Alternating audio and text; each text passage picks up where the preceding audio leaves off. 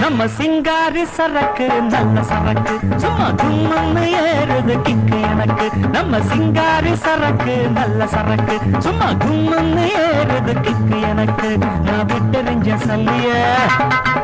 அட ஊத்துக்கிட்ட மில்லிய